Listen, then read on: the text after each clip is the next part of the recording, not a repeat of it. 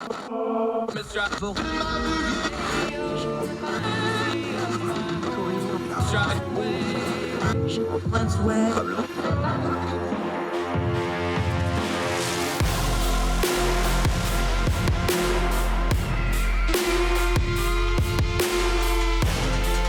your host, Andrew Donaldson. This is Heard Tell.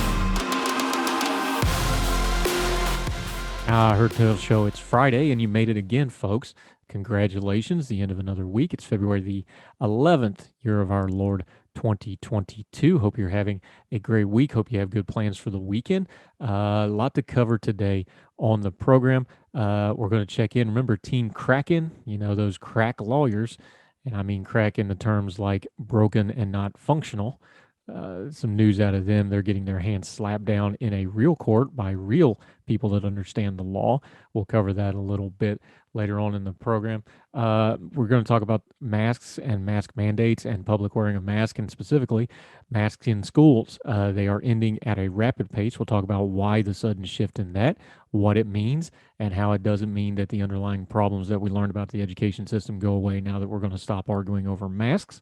We'll touch on that in a little bit. Also got a great story to end the program about a feller who figured out how to do a business model that also gives back. Cool little story out of Colorado. Our guest today, an exceptional guy. We love having him on the program. Anytime things in the sports world cross over into culture and politics, we get him on. We get him when we can.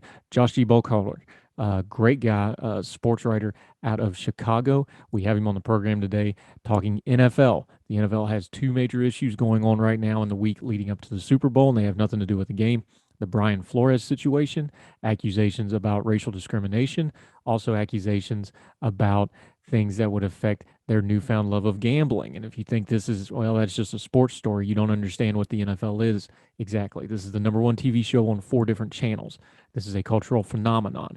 There is now data and stats that a quarter of America will be betting on the Super Bowl, and somewhere between 30 and 35% of America will be watching the Super Bowl. The NFL is bigger than sports. It's a cultural icon, and what it does matters, because as Josh told us the last time he joined us a couple months ago, it is a reflection of culture. So every time a culture war type thing shows up in the NFL, we need to pay attention of it, because it means the rest of the world outside of culture and politics is paying attention to those issues. So Josh Buckhalter on the program today. Always love having him. Great insight. Make sure you follow him. But first, let's talk about this.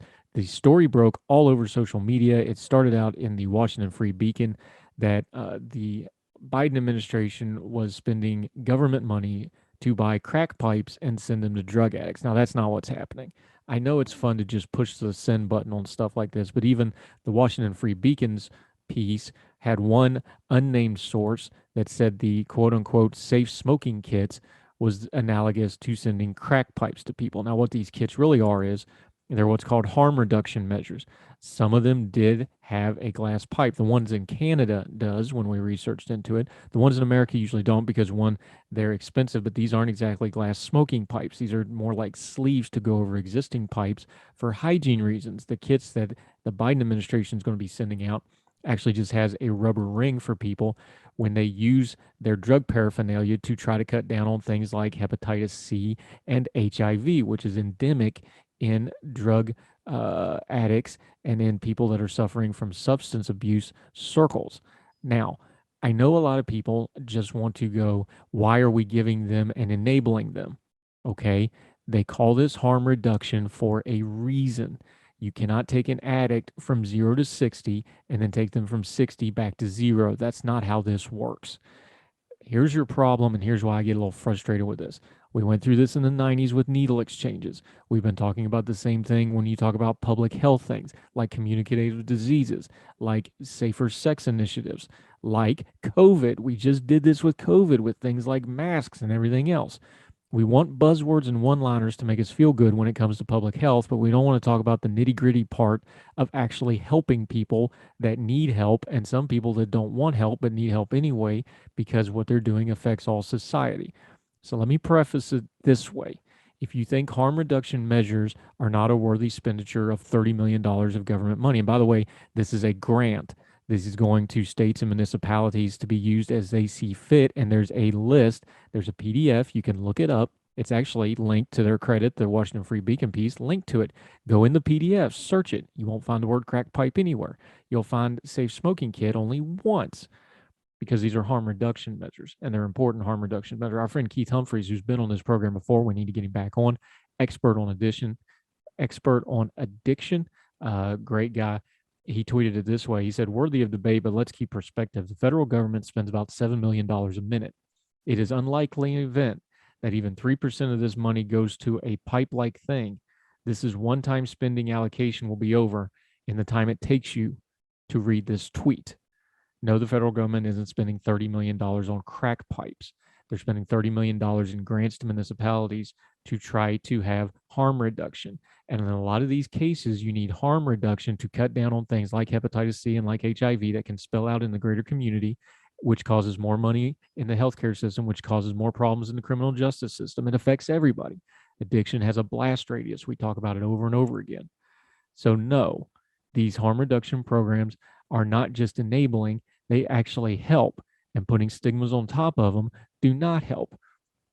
All that is doing is making it easier for us to have one-liners about crack pipes and Hunter Biden and whatever else nonsense people are putting on it, instead of dealing with the ugly working end of addiction, where it's really, really hard to help these people, and it's messy and it's not clean. And society doesn't want to look at that.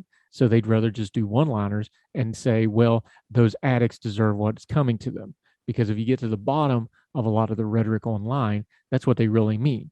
Won't they just die in peace over there so they don't interrupt my timeline? But that's not the right way to do things. Just because they have an addiction doesn't mean they're not people and they're not citizens. We can spend a little money on harm reduction. And a lot of cases, that harm reduction has to come first before you can do more serious measures like rehabilitation, like getting them into clinics, like getting them back into functional society. Don't let your priors and stigmas affect you into thinking those people are not people anymore. Because if you go to those drug addicts have what's coming to them, will they just please die so they don't show up in my timeline and I can go back to sending cat pictures and yelling about Congress? You've stopped seeing them as people. And if that's the case, and if that's why you're against harm reduction, shame on you. Why is the drug problem never fixed? Because of how we're reacting to things like crack pipe, Twitter, and Facebook posts the last 2 days. We want one-liners. We don't want to get our hands dirty fixing the problem. More Herd Tell right after this.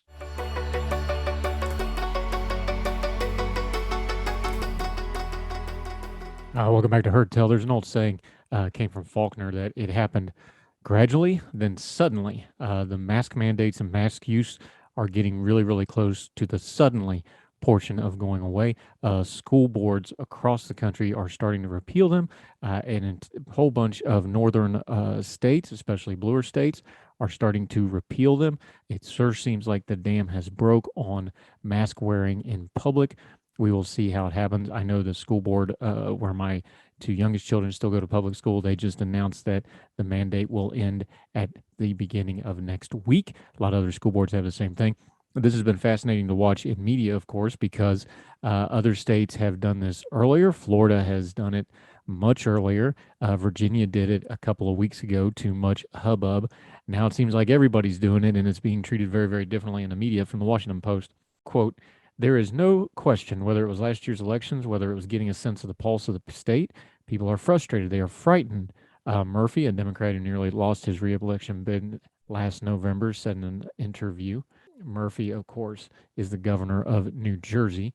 There's a learning loss in our kids, mental health and stress among kids and adults, folks yearning for some sense of normalcy, and count me, by the way, among them.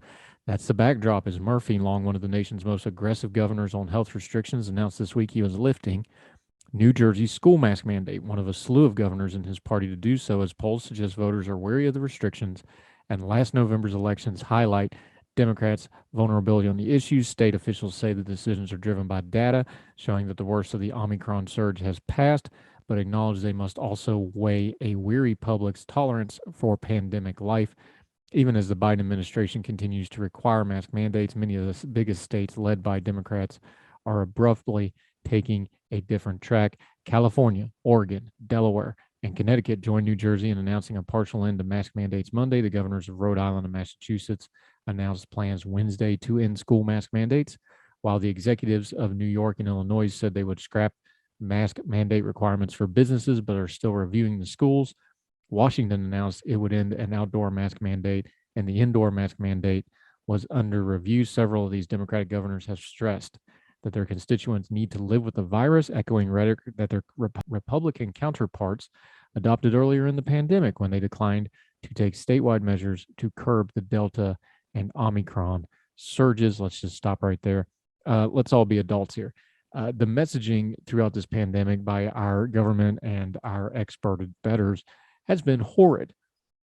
The idea that they are just following the science has never held up very well, because the science sure was speculative on where it went. We had it in my own neighborhood here, where we have the schools across the street from the shopping center that has things like a grocery store in it, so that if you go in the school, we have a deadly pandemic. If you have the exact same people 1,000 yards across the street in the grocery store, everybody can function just fine. We did that for the better part of 14, 15 months with the schools completely closed on virtual learning. That may have had some biases behind it, but people can just look at those two things and go, this is ridiculous. And oh, by the way, why can't teachers and other people work while these people are checking them out at the grocery store? I know that's not fair. I know the science, all that. I'm just telling you how people view things. It never made sense to them. The school mandates and the masks and the mandates to school have been heavily debated, and we're not going to relitigate it all here. But the truth of the matter is, all these mandates are going away now. Part of it's because Omicron did what we had hoped on this program it would do. It went through fast, and it went through with a much lower severity in most people because of things like the virus, because of things like people already have having it. It looks like it went through quickly, and it ended quickly. That's why we were critical of President Biden's plans to mail out testing kits and stuff. We said the way this is going to go, they're going to come out by the time this thing is ebbed back down. Now, that doesn't mean we may not have another variant. Doesn't mean we don't need to be vigilant. You are in charge of your own health and your family's health. So if you have major health issues, like I do, plan accordingly. If you want to wear a mask, you can wear a mask. Nobody's stopping you. But the mask mandates as policy sure look like they're ending. And while there was some science to that, and there's some overlap, and there's some coincidence, let's not pretend like this isn't because it's an election year on top of it all. Let's also not pretend the biggest thing here is we are in year 2 of this. People are just tired of it. People want to move on. A lot of moving parts. When you're discussing these items online and with your family and friends, please keep your bearing. If somebody wants to wear a mask, you don't need to mock them or start a fight with them. They may have legitimate reasons for doing so. People that don't wear a mask, you don't need to hunt them down and demand why they aren't. A lot of this can be solved with just some basic dignity and decency, and a little bit of give and take. People have to pandemic a little differently than you do, and that's okay. And as these mandates go away, and the mask mandate requirements go away, and the school mask mandates go away, which is very good because this has been something that we now have data has been affecting children, needed as it may be, it just did. And we have all data in the world that these children are now behind because of the virtual school and other things. Let's get busy getting to work, fixing the problem, and not relitigating the mask wars. Again, let's be vigilant. Let's keep our bearing. Let's put the focus where it needs to be, having an education that actually educates children, not as a political prop or a performance prop or a massive job and daycare program, which is how we've been treating the school system. Masks is a side note in history on issues we already had. The pandemic exposed issues our education already had, and they're not going to go away just because the masks are. Keep your eye on the ball, folks. Let's get a better education system. Let's have a better community, and let's have a better country and world for it. More Heard Tell right after this.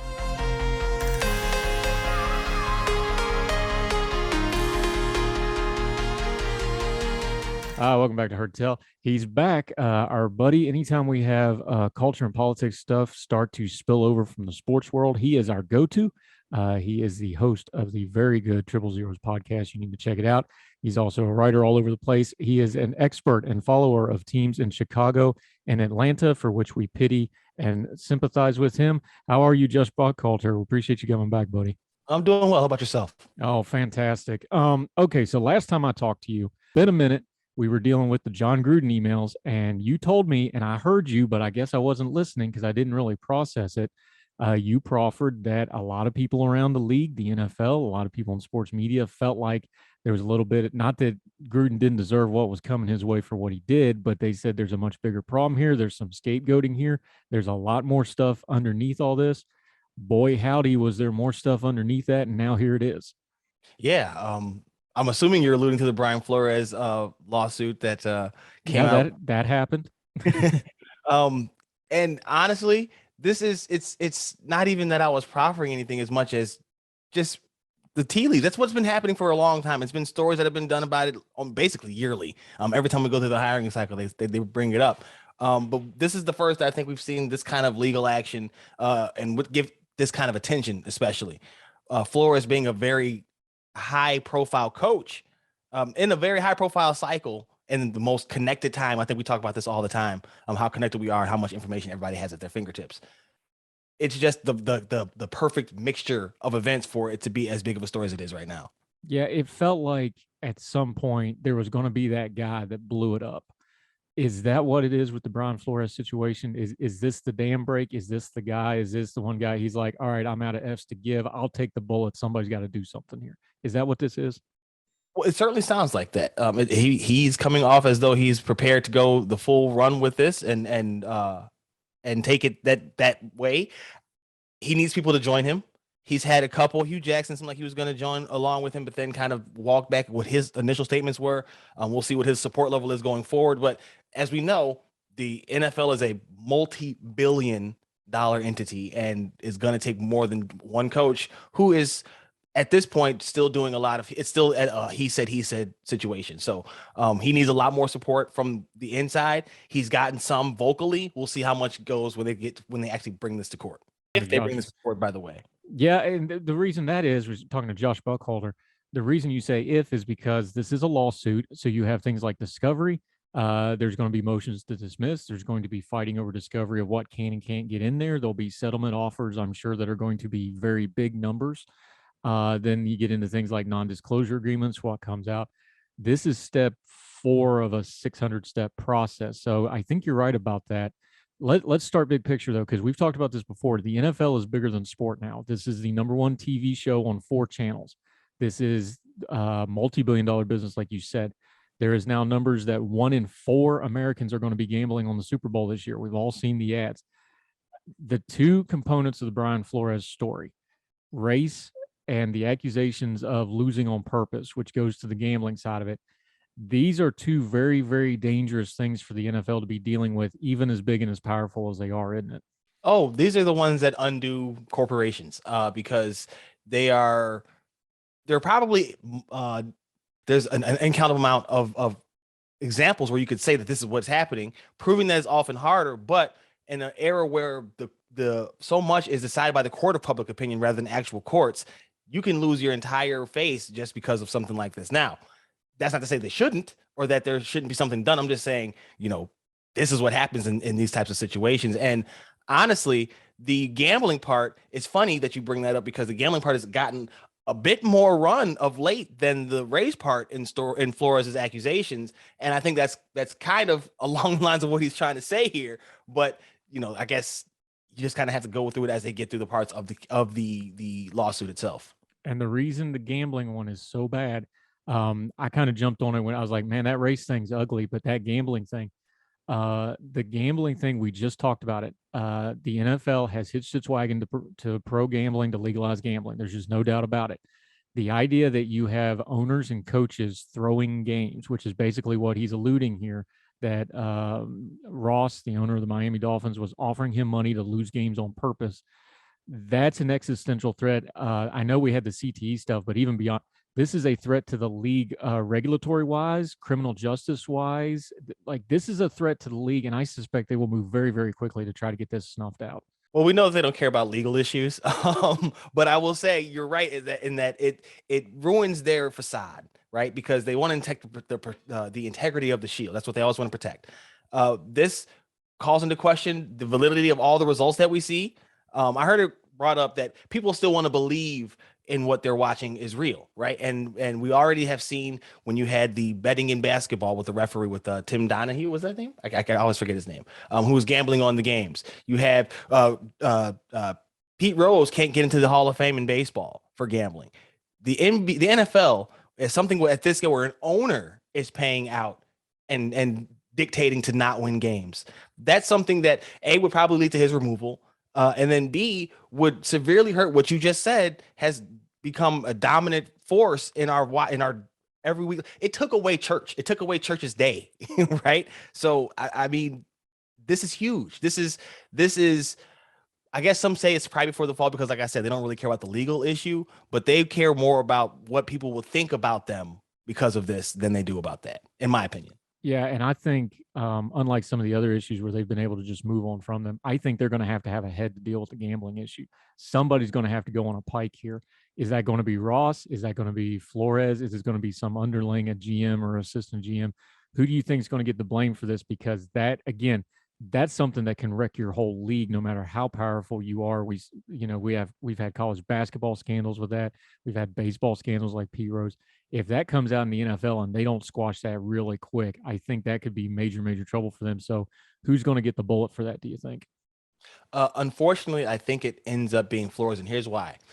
They have said that the financial aspect should be the easiest part to prove. So if that's the case, then it's probably a done deal for him. He's good in his side. But if that part is problematic for him to prove in court that he was offered money for losing games, that calls into question the entire rest of the lawsuit. And we've already seen in the past how difficult it is for coaches and individuals in particular in the workforce to prove allegations of racism and prejudice. So I think that a lot hinges on the gambling part. So why I said that it's gotten a lot more attention, it's probably the way he kind of needs it to go, because that's so much of the lawsuit is going to hinge on that, because the NFL cares about the appearances and the rest of us care about the legal side of it. So this is only the beginning of what's gonna probably go on for a long time, unless they do hand out those large amounts of money behind closed doors. Yeah, talking to Josh Buckhalter.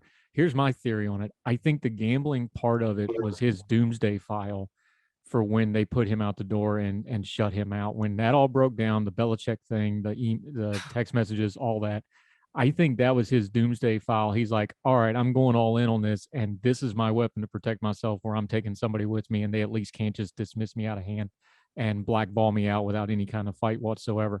That's just an assumption, but I think it's probably a good one. It is. The only reason I would offer against that is that he was a hot coaching candidate. So even if he was pushed out the door there, it's not like he would be out the door and on his behind for long. Also, this is almost like a final move, right? This is almost like something that you might not come back from, a la Colin Kaepernick. When you go after the league, it's very hard to get yourself back in. And on top of that, he went, and they keep saying that he went after Belichick or he exposed Belichick. I think Belichick was just kind of a useful pawn in this whole thing. But even still, that's probably not going to look good in Belichick's eyes. And so now you have one of the larger figures in the game, probably not necessarily in your corner anymore, on top of the entire NFL looking at you with a side eye. Again, at a time where you were a hot candidate. So that's where it's so tricky, because he's still been a candidate for jobs even with this happening, but he also has been passed up for a couple of spots. So as I always say, because I am the anti-hot take sports take person, we have to wait and see what happens. But it's fascinating how quickly this all has escalated. How ironic, maybe that ain't the right term for it, but how ironic is that the thing that lit this fuse was Bill Belichick actually trying to be personable to another human being. Well, by all accounts, he's a nice guy off the field. Right. And I mean, I know the public persona with the press isn't completely horrible, but I mean, if you were writing that as a script in a movie, they'd throw it out and be like, nah, that's not what would kick something like that off. My headline would be, Bill Belichick doesn't know his personnel because he sent it to the wrong Brian. Yeah. That to me is the biggest flub of, not that he said it, not that he was trying, just that he sent it to the wrong. Bill Belichick, of all, the taskmaster himself of all people, Mr. Attention to Detail. Exactly. Yeah. KYP, know your personnel. Yeah, meaning Brian Diebold, who got a different job, different coach. Talking to Josh Buckhalter, we're going to keep talking about this because we're going to get back into the racial aspect of it, the other accusations that Flores has brought up. This is becoming a long running problem with the league. It's not going to go away. This isn't going to help. We'll be back with Josh Buckhalter on Herd Tell right after this.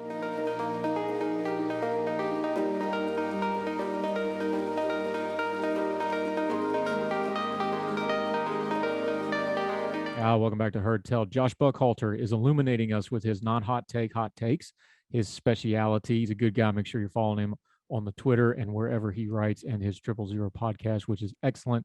He does good work. Okay, the gambling stuff has come larger lately, but when this first came out, it was framed as the race issue. The lack, we have a majority minority league, 70 some odd percent of the players are black. There are 0 majority owners. There's only a handful of head coaches. The optics of this have been bad for a very, very long time. Then you had the Brian Flores situation raised up. And then you had, and let's just call it what it is, you had 7 straight kind of interchangeable white coaches hired right in quick succession right after that. We talked about the legal part. Optics wise, how bad is this right now? Because I don't think they could have scheduled it to be any worse than what it played out, could they? No, and that's what makes it all so fascinating to me is that Flores has momentum on his side that wasn't all of his own doing. And then to have the Lovie Smith pivot out in Houston is kind of just like the cherry on top because they were all set by all accounts to hire Josh McCown to be their head coach, coming from his son's high school football team to be their head coach. They pivot to Lovie Smith, and just want to take a quick moment to say, let's not slander Lovie Smith to point out the flaws in their methods out in Houston. I think that's been a little bit overdone, but Lovie's my guy. But I just feel like it's a perfect, like I said before, a perfect confluence of events for Flores in that it's all under the spotlight. The gambling thing brought the attention to it. Now we're all paying attention to it again, but it's been brought up before. There's been attention on it before. And that's why I said it's so important for Flores to get some kind of backing from those who are inside the league right now from him. Now, we've seen some more assistants speak up. They have to be willing to do that when it becomes time to say it in front of a judge. Yeah, talking to Josh Buckhalter. All right, you went there, so I'll just straight ask you. You do beat reporting, you have contacts, you talk to people. The Lovie Smith thing, everybody respects him as a coach, and he's a great man by all accounts. Everybody loves Lovie on a personal level. Was there a phone call involved down to Houston of, hey, this needs to happen, or what do you think happened there? Not privy to any conversations in that regard, but it's highly suspicious, I guess. Again, remember, like I said, so much now has seemingly been dictated by the court of public opinion and optics. And they went from wooing Josh McCown out of and wanting other teams to also want to woo Josh McCown to all of a sudden hiring Lovie Smith, who's been in-house the entire time, but the interest in him had not been previously reported.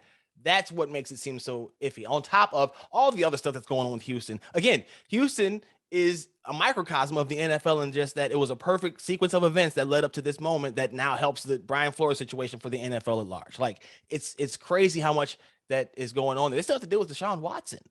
Like there's so I don't know if they are so much trying to pivot to abide by the Rooney Rule in that part as much as they are not trying to hire Josh McCown right now. You can get Lovie Smith in there and he can groom McCown to be the next guy. So I don't know if it's trying to hire, to satiate that crowd as much as, okay, we won't hire McCown right now. Does that make sense? It makes sense. And it brings up another point I want to ask you because, we're in the narrative business. We're in the storytelling business. I do politics, you do sports, but sports is just like politics. When you go to write a story, you got to have a headline, you got to have a hook, you got to have your SEO. Sometimes are we too, and I understand there's prejudices in the racial element. Is some of this just some rank incompetence because we're turning over a fifth of the league's coaches every year? The coaching process isn't exactly going swimmingly anyway. So is some of this just rank incompetence, even though we have these billion-dollar teams and these billion-dollar businesses, they're just not very good at picking coaches. And then you start putting a little bit of bias or historical prejudice or whatever else you want to call on it. It just makes it even more glaring. Are we missing that portion of this as well?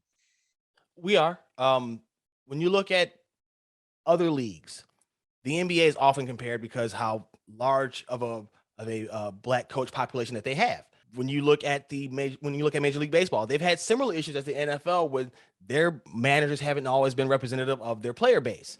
So when you look at the NFL and how many times this has been brought up, I think that's where the difference is. It's been brought up more in the NFL than any other league, obviously, because the NFL has kind of fixed this issue and the MLB just kind of does what it wants to do. It doesn't really care about anybody's concerns for it.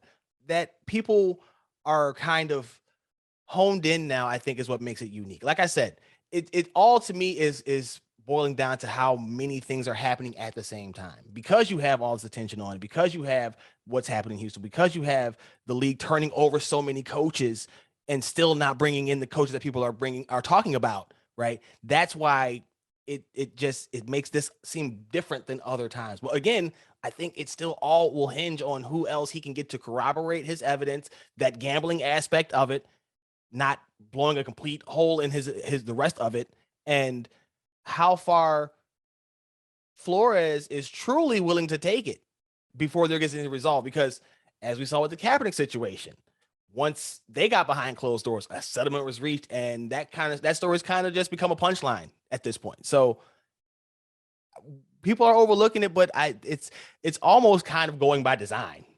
Yeah, and I don't think Flores is going to get a major Nike contract like Kaepernick gets to fall back on also. Let me put it to you this way, because here's where this kind of bothers me. And some people might say this is unrelated, but it's how the NFL does business.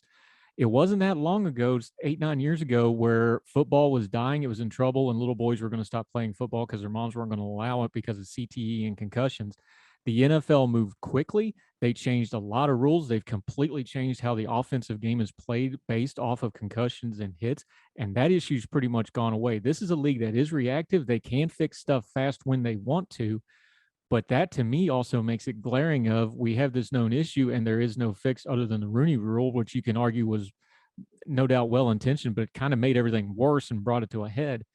That just glares to me like, hey, they can fix stuff fast when they want to. Is this an impetus to where they do one of those things where they're like, okay, we finally have to fix this. Let's fix it and make it go away and move on with the game? That, unfortunately, I think that would only come about if there is a hit to the bottom line. If that was the case, I think that we would have seen something like that with the Kaepernick situation. Now, you could say that their settlement is taking care of it, but what you're talking about is something that is also pleasing to the eye, and I don't know if we'll see that here. Again, unless there is some kind of big hit to them, I don't see them having any reason to do anything different than what they have done. Unfortunately, because so many of the owners look alike, there is even less chance of somebody speaking up in Flores' favor. I've always said, though, it's a pipeline issue and not necessarily the selection issue. You got to give them more than and I don't want to diminish the impact of people who are making that choice. Make the right choice. We also have to do more to get more Black coaches in position to succeed in that realm. I think as a John Thompson coach, the Hoyas legendary basketball coach, he always talked about when he brought up issues of equality, he said, until I'm given the right to fail like everybody else, then we're not really equal here. And he took it that angle. When you look at it, the other thing that bothers people with this coaching thing is you have what they call the retreads, which is probably a little harsh. You have mediocre coaches getting second opportunities, third opportunities, and the coaches of color are not getting those opportunities. Is that part of this pipeline thing you're talking about of like, look, it's almost like a rotation, and until you get half a dozen or a dozen guys in that rotation of those interviews, this just ain't going to change no matter what policy you bring into effect. And that's exactly why I said let's pause on slandering Lovie Smith. Let's not forget Lovie Smith, and I'm going to drill down on this because it exemplifies what I'm talking about. Lovie Smith took the Bears to the Super Bowl with Rex Grossman as his quarterback. Okay. Lovie Smith then went on to, he's got a winning record still in Bears history. Got fired on the losing season. I'm not going to, and 3-3 in the postseason with the Bears. I'm not going to try to act like he was great, but let's not act like anything since him has been any better. He went down to Tampa, and that was a complete mess. They did end up with Jameis Winston, who had good seasons for them. Whatever, they built the core that they have now, started with Lovie Smith. I will say that he did not have great quarterback play there. That is a theme that is also along with the Black coaches not getting a chance to fail. That failure often leads to those star quarterbacks, and those star quarterbacks are what takes you to the promised land, right? It's not a secret in the NFL. Everybody knows what the most important position is. The amount of Black coaches that have gotten a chance with that quarterback pales in comparison to those of coaches of other ethnicities, and that is where the issue comes up. Because if you can't have a chance to go through the down times and then get to see the prosper, the next guy gets all the credit. But you were down there like I think that's where Hugh Jackson's issue was. He was down there doing all the dirty work. Now, he was a special case because I don't think he was great anyway. But the point remains that you have to be able to. I would like to see those coaches get chances with those quarterbacks as well. And that's why I say you need to have more coaches in that side of the ball so they can't give them that whole, oh, well, that guy can't coach a quarterback. We need an offensive coach. Okay, let's get some more black quarterbacks who they don't want to have as quarterbacks anyway. Be coordinators and call for those players and be able to step into those roles. Yeah. Talking to Josh Buckhalter, we always bring him in when culture and politics and sports collides, which seems to keep happening. Way to put a bow on this. We're having a debate over the Supreme Court pick right now because President Biden promised to get a black woman. People were trying to raise an issue with that. And my point of that was like, well, your argument would hold sand if there was no unqualified black judges to bring on that were women. And we have a good long list of those. We have a lot, it seems like a lot of young black coaches coming up in the NFL ranks that are either holding themselves back or aren't getting a run. I'm talking about like the Byron Left, which is the Eric the Enemies, these people. Do you think they're hesitant because of the Flores situation and they're just kind of stepping back and waiting to see what happens? Or do you think that they're kind of getting pushed to the side because everybody else is waiting to see what happens? Because it sure seemed like they were all lined up for jobs and then just nothing happened. That can't be coincidental, right? Leftwich, I believe, was because of Trent Baalke, the general manager down in Jacksonville. So that's a unique situation. And I'm a Leftwich guy, by the way, all the way back to Marshall because I'm a West Virginia guy. I have no problem with him not going to Jacksonville. I want him to get a chance, just not there. So just bias on the table, my friend. No, that's fair, and that's fair. I just would love to see it for nostalgia's sake. But I get what you're talking about because yeah. And then with the enemy, he's been passed over a few times now. I think he has some of that Matt Nagy stank on him. His own past has brought up some flack, so that's also a unique situation. But there are coaches who are hesitant to even go out into the process for fear of getting passed over just because they're a token interview, and then that being held against them the next time around because, oh man, this guy didn't get hired. Maybe he's not really worthy candidate. And to the point of that the whole argument is those coaches don't often get the chance to come back into the hiring cycle. Raheem Morris, I want to say his name, was the coach who came after Tony Dungy down in Tampa Bay. Haven't heard much from him since. Mike Tomlin, I think, is one of the few coaches who who went from relatively unknown, got raised to a prominent role. But look where he is. He's in this situation where they don't do that. And it's the origins of the Rooney Rule. That's why he's still in the position that he's in today. It's a problem that's existed for a long time. One that's been brought up before. I just hope that it does bring some change, but I don't know if it will unless there's an effect to the bottom line. And is that why probably for the black coaches and the coaches of color and other ethnicities for that matter that may be coming up, is that why the Belichick thing is probably the most freezing thing for them? Because that just proved all their fears of, yeah, there's a network we're not privy to that knew things that we didn't know. I mean, that's just a basic human thing. And anybody's ever had a job or gone for a job interview, you know how that feels. Because a lot of people been there like, hey, this was settled before I ever walked in the room. And that can't be a good feeling for them on any level. And then you put the racial stuff on top of it. It's just got to make it worse, right? Well, and then it also lends to the image aspect for the league because now you have back channel things being discussed and probably deals being worked out that they have long denied have happened. And it's all, again, that perfect confluence of events. Josh Buckhalter, we love having him on. He gets right to it. He does great work. Let folks know where they can find you and what you got going on, my friend, so we can get your follower count up because you are criminally underfollowed on all your platforms. You do good work, sir. Let them know where to find you. I appreciate that. Follow me on Twitter at Josh G. Buck. Read the stuff, Soaring Down South, Last Word on Pro Football, and Pimping Ain't Easy. And actually, for Soaring Down South right now, we're heavy into the trade win stuff, talking about the deal that just went down today with CJ McCollum and going to New Orleans. So just follow me there, and I'll try to keep you apprised of all the breaking news. Yeah, he does good work. We're going to keep having you back anytime some of these sports issues come up on culture and politics because you do great work, and you're not hot takes. You're right up my alley, buddy. I appreciate you, my friend. Thanks for having me on always. Anytime. We'll have you back soon, sir.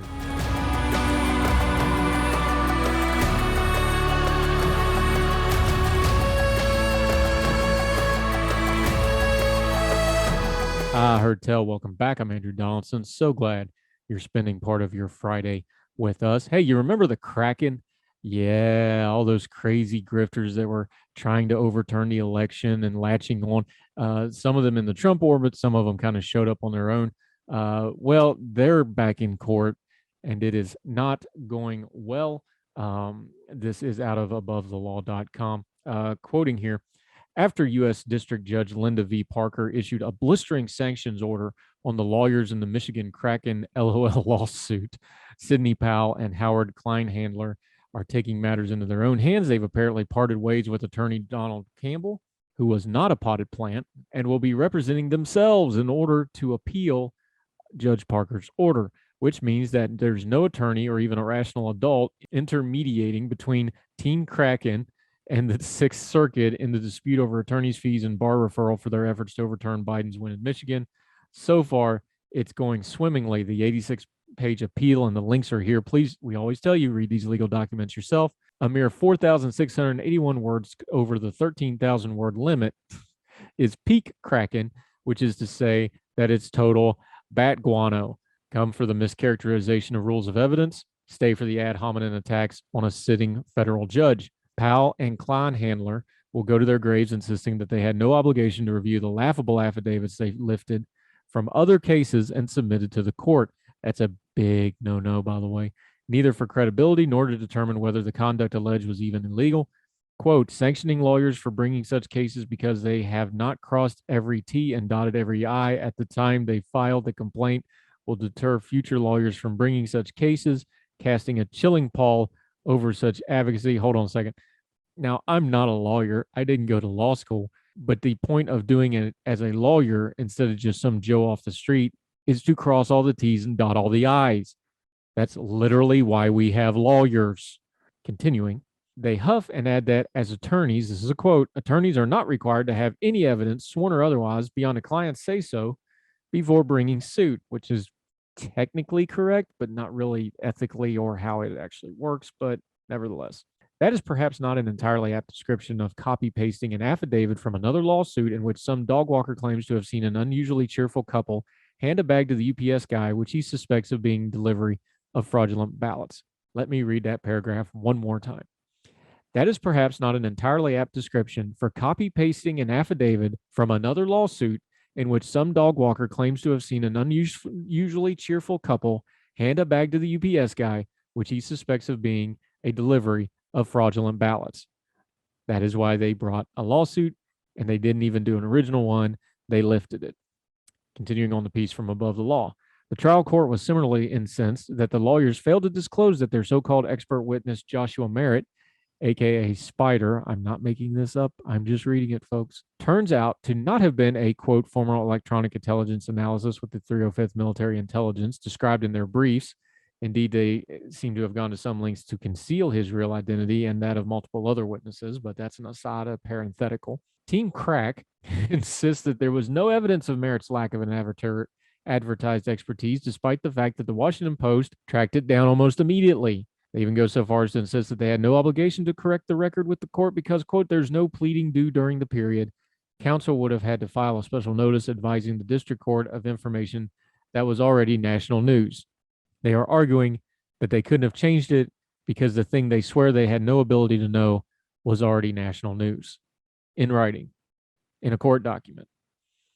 Team Crack continues, nor is it entirely clear that even January 6th was the drop dead date, they insist. Had Michigan been ordered to withdraw its certification, which we've already espoused at length on this program, that was never going to happen, would have been illegal, and there is no mechanism to do so. Had Michigan ordered its withdrawal, its certification after that date, Congress could have reconsidered its vote. We already know that's all BS. It goes on for quite some time. But the closing paragraph explaining that the award of attorney's fees and referral to the bar for the maximum possible sanctions with a clear purpose of depriving them of their livelihood, seems particularly ill-advised. This is a quote from what Team Kraken wrote. I will read it verbatim. The district court has improved upon Voltaire's observation that tyrants have always some slight shade of virtue. They support the laws before destroying them. It managed to shred the Constitution. At the very same time, it wrapped itself in the flag. In the canonical account of treachery towards a sovereign, it is one of the supporters of the pretenders to the throne who purposes, quote, the first thing we do, by the way, this is the third quote and a quote in this sentence. The first thing we do, let's kill all the lawyers. Shakespeare, Henry VI, Part 2, Act 4, Scene 2. That's because, quote, Shakespeare knew that lawyers were the primary guardians of individual liberty in democratic England. J.B. Hopkins, the first thing we do, let's get Shakespeare right. This is the citation. Quote, Americans know this too. Not often at a loss for words, folks. These people are nuts. This is not an appeal. This is a fundraising document masquerading as an appeal so that they can claim their victimhood status. Thankfully, almost nobody is listening and or caring except legal buffs and people like me who are not only laughing at them, but pointing and laughing at them. I hope they get the maximum sanctions possible. I hope they don't ever get anywhere near the law and or a television camera ever again. In fact, it would be good for the country if none of us ever hear from any of these folks ever again. Please, God, let it be so and be done with the ridiculousness of Team Kraken. More Herd Tell right after this.